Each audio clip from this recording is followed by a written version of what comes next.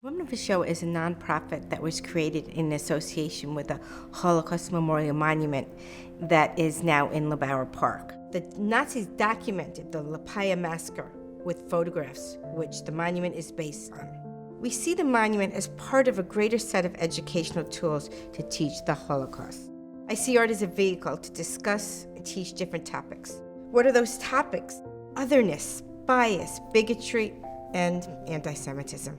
The project curriculum is now being taught by North Carolina middle and high school educators. It's part of the resources offered by the state thanks to the Giselle Abrams Holocaust Education Act.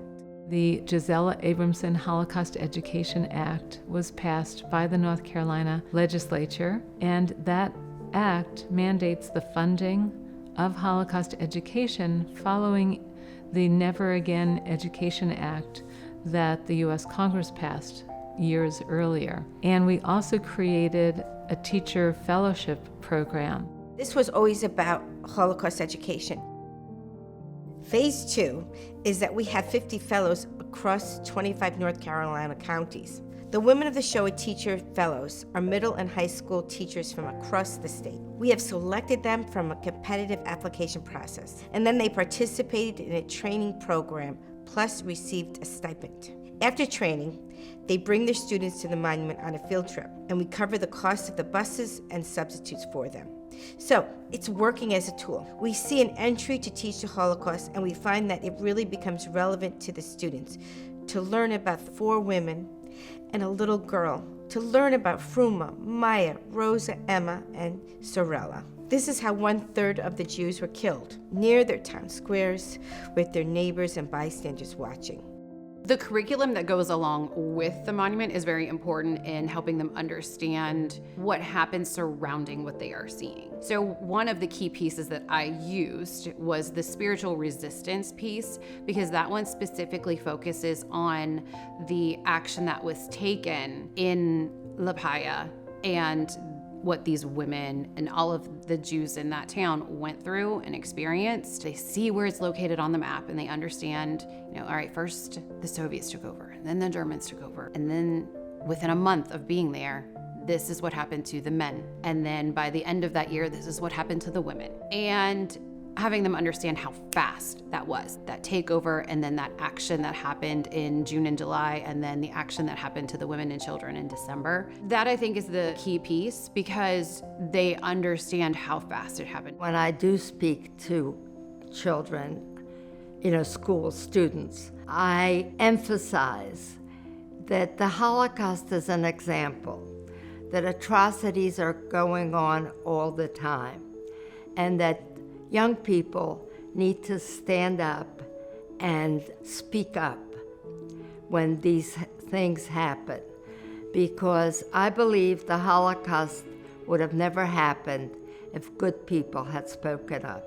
The docent program starts with extensive training on the history of the monument and continuing education to grow their knowledge about the Holocaust. Then they have an opportunity to lead community and school-wide workshops at the monument. So docents are local, just wonderful people, from Christians, Jews, atheists, just people who really believe that history has to be remembered and how important it is to teach our children. I like that I sort of set up what they're seeing, but I have found that interactive dialogue of questions that the spectators have, the visitors have, and that can just go anywhere. So I love that it gives me the ability to share my personal experience, but also just leaves it kind of wide open with a looser structure of what's on your mind, what do you see, what are you thinking, what are you feeling, what do you want to talk about, how does that make you respond to anti-Semitism today, to what they experienced at that time.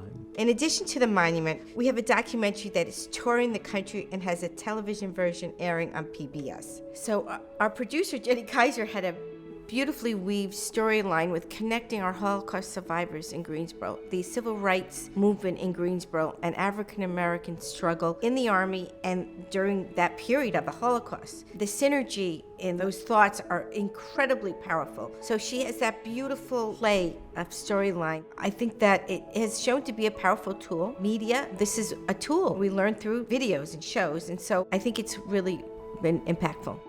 Standing in Light started the last night of Hanukkah. The word Hanukkah means to rededicate yourself. That's what the word Hanukkah means. So we decided that we dedicate ourselves to this work. We can't lose the voice of the women in the history of the Holocaust. And to see these students sitting at the feet of the women and children in this monument, it gives me chills up and down my spine. I want their takeaway to be empathy and compassion and understanding.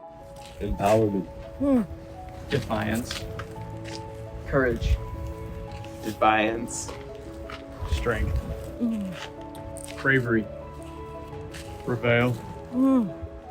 Sometimes we struggle with if it's not going to be something massive, why participate at all? And we know that's not true. Each little drop creates an effect. I see the effects on the students when they look through the camera. They see the Elie Wiesel quote, "The opposite of love is not hate, but indifference." And the women, they see the women through their eyes. They become witnesses. They put on their boots. I really believe that art is a vehicle to teach in a very unique and specific way. This sculpture becomes an entry into Holocaust education. I think that it's amazing that we have so many teachers that want to be better educated in this area. And I think it's fantastic. I just think it's a big addition to the education with the monument and just Holocaust education. I think it's been wonderful.